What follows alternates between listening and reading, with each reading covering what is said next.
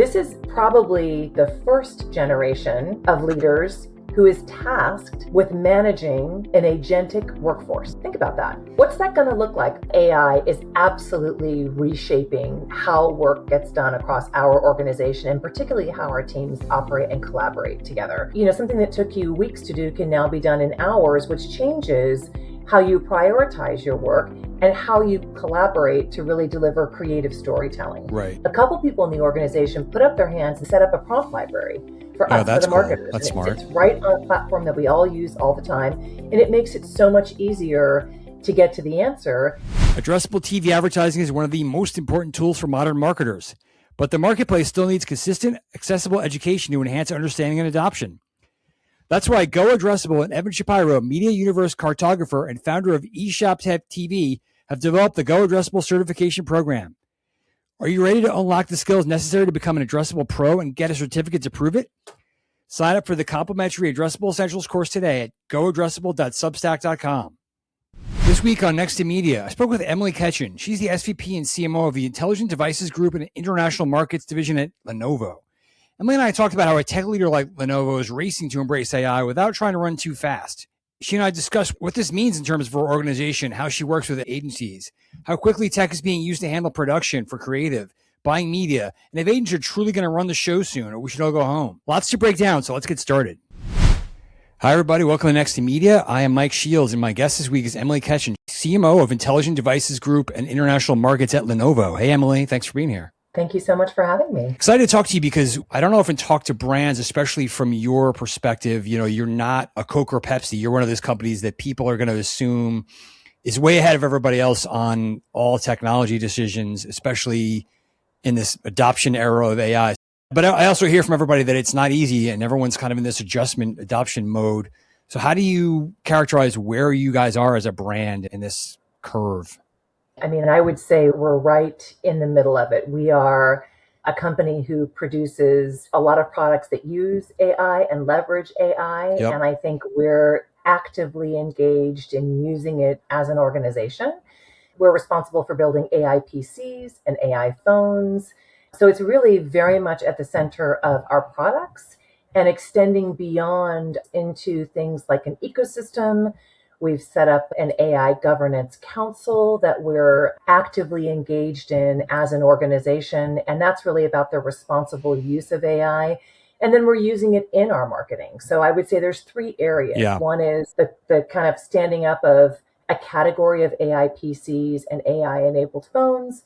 The second would be, how are you using it and upskilling it in your organization? And the third then is, what are the practical applications in the actual world of marketing? So if we maybe take those pieces apart a little bit, I think everybody is wondering, okay, this is going to transform everything. When will that happen? Do it now, but then also don't screw anything up and don't go too fast.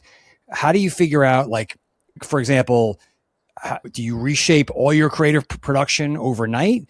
Do you go faster on the media buying optimization aspect of things? Where do you prioritize? The first thing I will say is it is definitely a journey. And as you well pointed out, you can't go too far one way or the other, but we are huge believers in the power of AI. We're super focused on integrating it across both our creative and production as well as our media buying. Here's a great example of how we're using it in our sports partnerships. So in Formula One, with whom we are a sponsor, we're looking to really target our audiences at that intersection of sports and technology.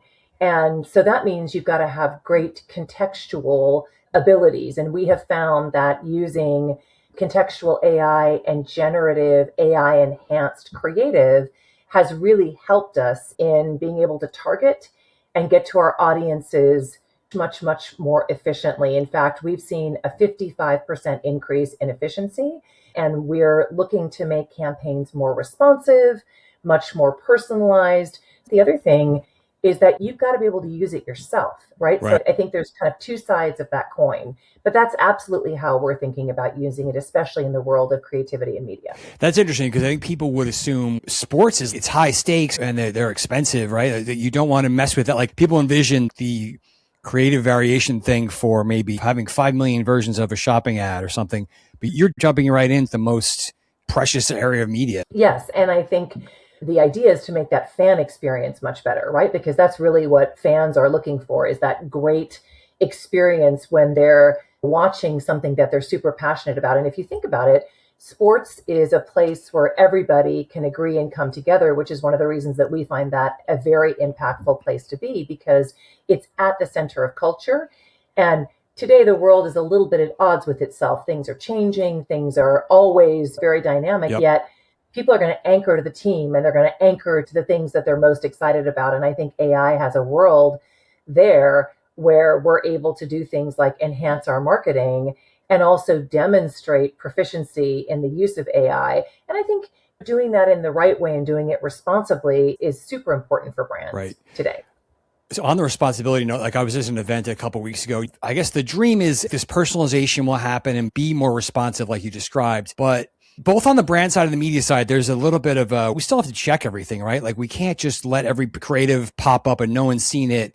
Are you finding that's something that either your partners are requiring or you guys still have to make sure that there's some kind of checks and balances with everything you put out there?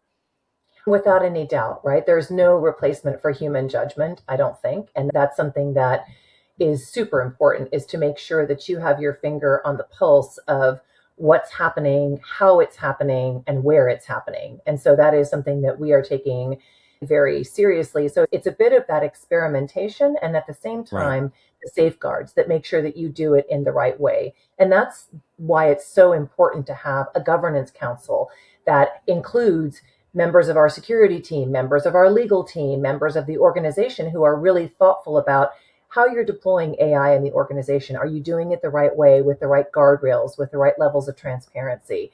That's been something that's been a great learning for us. And by no means have we finished. It just gets more and more dynamic as we continue to see advancements in AI. I don't think 6 months ago anyone would have been talking about advancements like OpenClaw, right? So you have to be prepared for what is a very dynamic space. And to your point, part of that in the responsibility is making sure you understand what's happening. And that's why in the 3 sort of areas that we're focused on in the marketing organization, the governance piece of it sits right at the center of that, without a doubt. I'm going to maybe get a little more specific if we can, because your products are, like we said, you're in the B2B/B2C world, very different than like a hardcore consumer brand, I guess. In your mind, like what's the difference between a specs-led messaging versus experience-driven AI in your universe? You're absolutely right. From our vantage point, we are marketing to the consumer, to the small and medium business, to the mid-market, and to the enterprise. So we have a very wide array of audiences. I would say that because AI is embedded across our portfolio, we've shifted from marketing those individual, in your verbiage, specs-led messaging to much more of a connected ecosystem story, which I alluded to a little earlier, about how AI works across our devices to help people work, to help them create, and to help them manage their day more easily, not just highlighting this processor speed or this kind of so-and-so attribute. Exactly. But I think for a lot of people in marketing for technology, that is something that we have been thinking about for a long time, right? It's not about the speeds and feeds. It's about the experience. It's about how you go from introducing a whole new concept. It's a huge privilege if you think about it, and a great opportunity for someone like me as a marketer a couple of years ago to be able to step into the world of category creation. There was no such thing as an AI PC. There were not AI enabled phones. So how exciting is that? Think about it. If you rewind 20, 25 years. I was going to say, it's not unlike late 90s and you're building the .com businesses, their categories where we think of them today. Well, we were talking about the internet and all of those kinds of things, and people were very leery and very concerned. And what I will say is today, the internet is oxygen, right? Nobody can live without it. So I think it's really important to be able to start out by talking about a category and creating a need and a desire.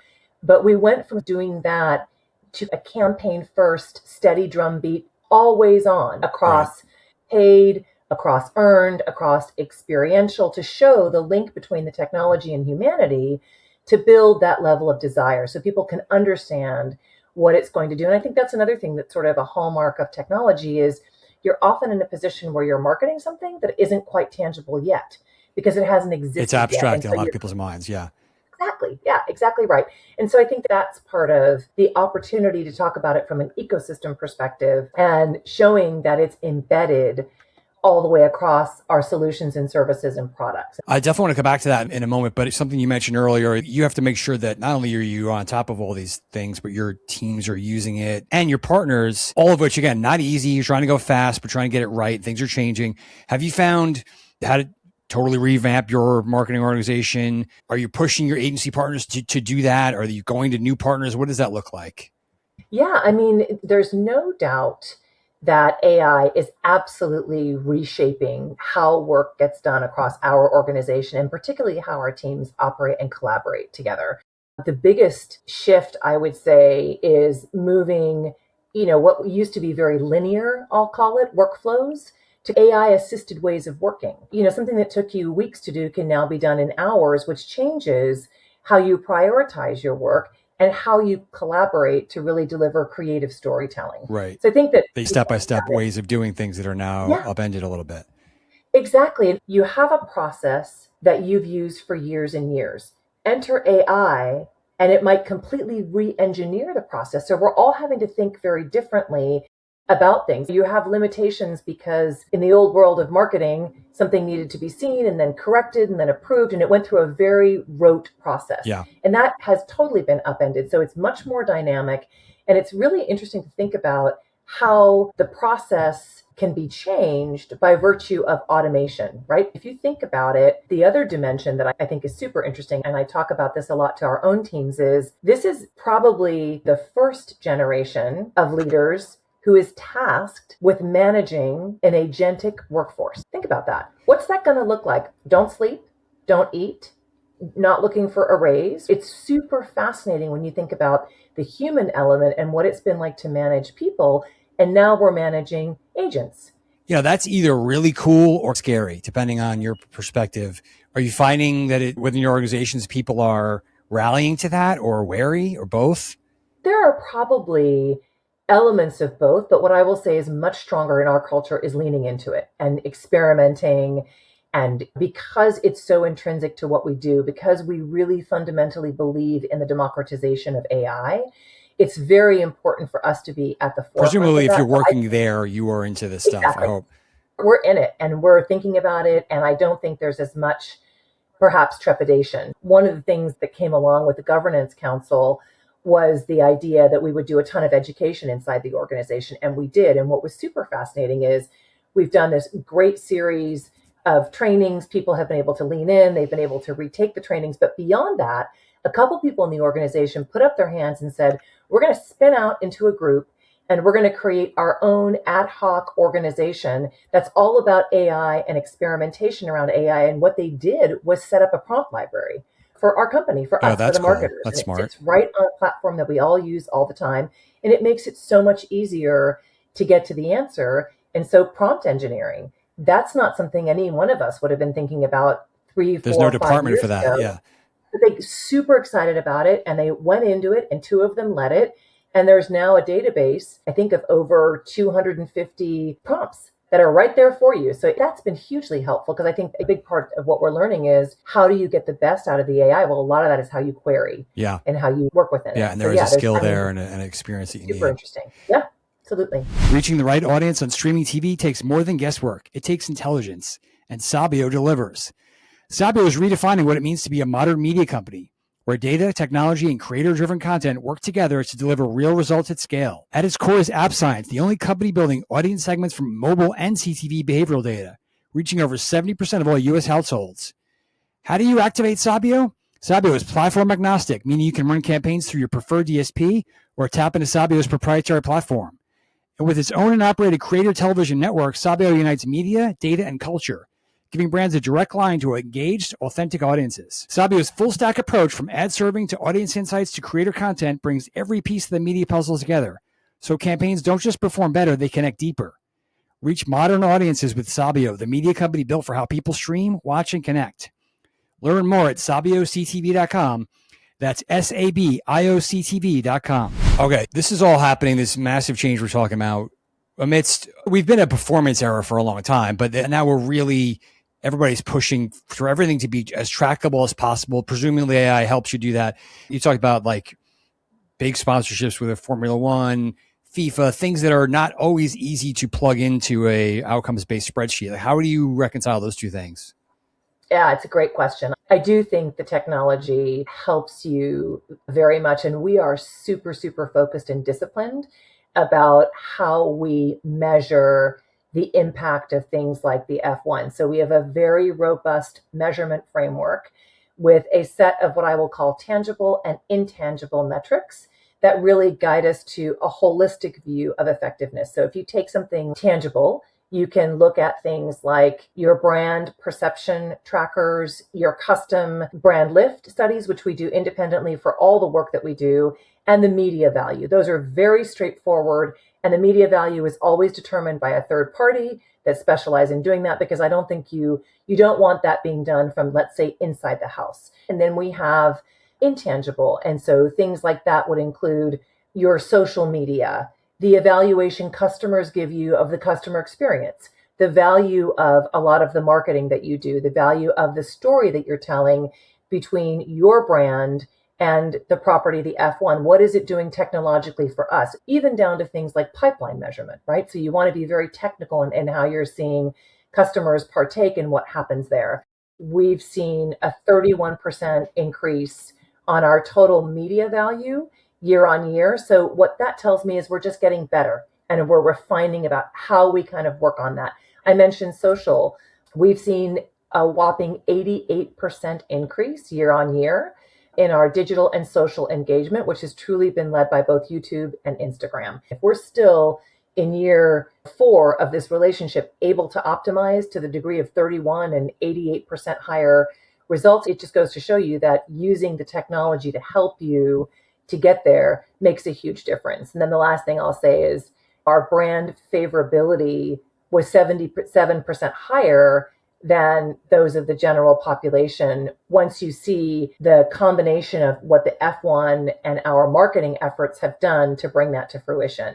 And I'll just say it's a huge responsibility to take this on for an organization and for a brand. You want to make sure you're tracking that and you're having the right level of conversations with your CFO so that they're also understanding what the output of that is. They're not going to say, that's really cool. We got a great brand halo because you're in F1, and that's fine. They're going to want some answers. Exactly. They want to know. And there definitely are significant reviews that we go through on that front. And then we just take that from our worldwide perspective out into our geos, because the beauty of something like F1 is that it happens 24 times over the course of the year in 40 weeks. So you have a long and really stable platform that you can use, which has been great.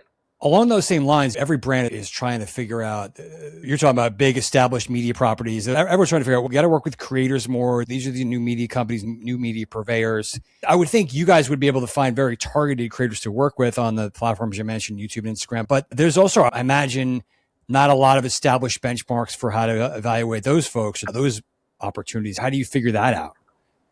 We spend a lot of time thinking about our creator strategy, and actually with our products, specifically with our yoga products, we have spent a ton of time changing the entire campaign there to be focused on the creator. What we found is that in targeting Gen Z, they want to be a part of the creative process. They don't want to be spoken at.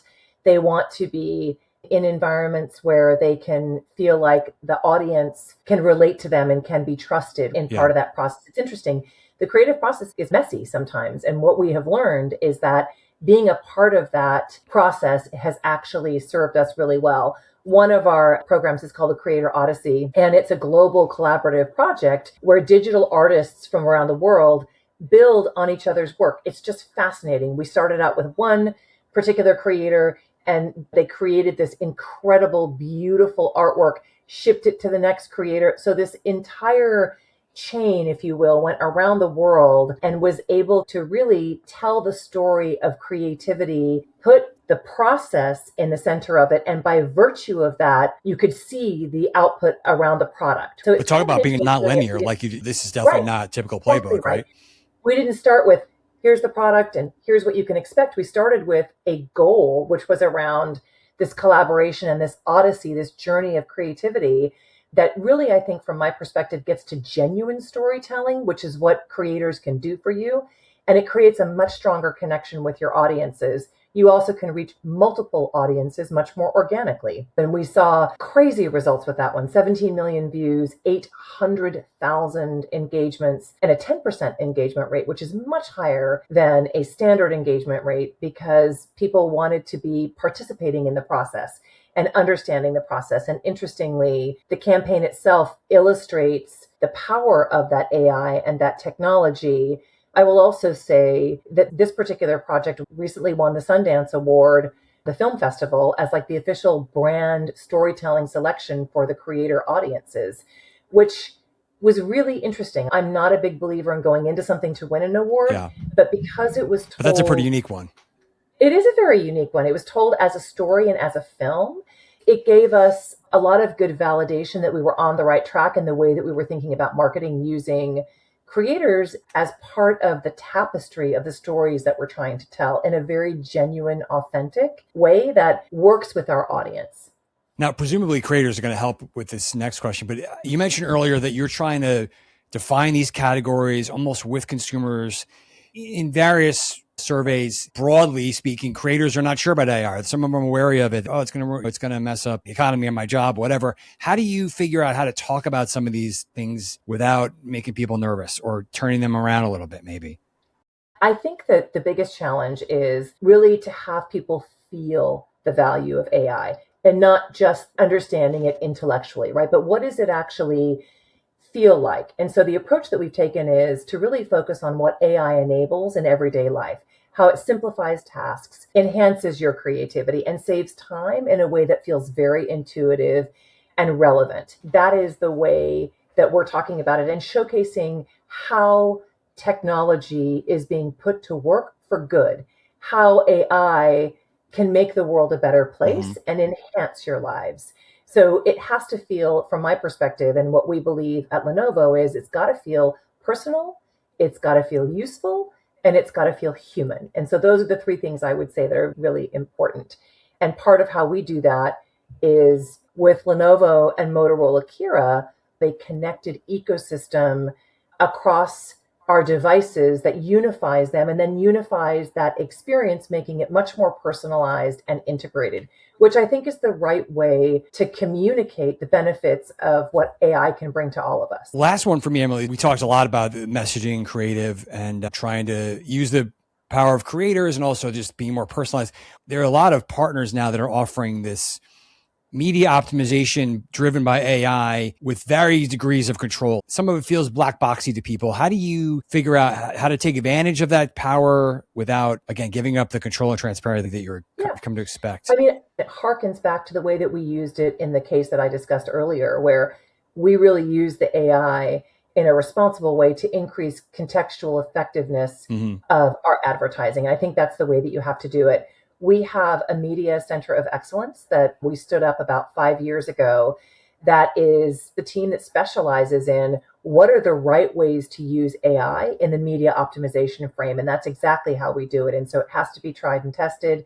It has to be something that we think can still be used on an experimental basis, but it has to be something that either teams have worked with in the past or we understand clearly what the intent of that is, and then we measure along the way. So I think you have to do it very responsibly. It's all about progress. And I think to do that, you have to be willing to experiment and you have to be willing to look at the right way to do that. And having, again, back to the guardrails, back to some of the things that you put into place to manage along the way, that's the most effective way to do it. And again, having specialists in the media COE has been hugely helpful for us to govern that. And so there's a big chunk of that is done in-house. And then of course we have agency partners who help us with that as well. So it's not all agents, no more people, no more agencies, and let it run.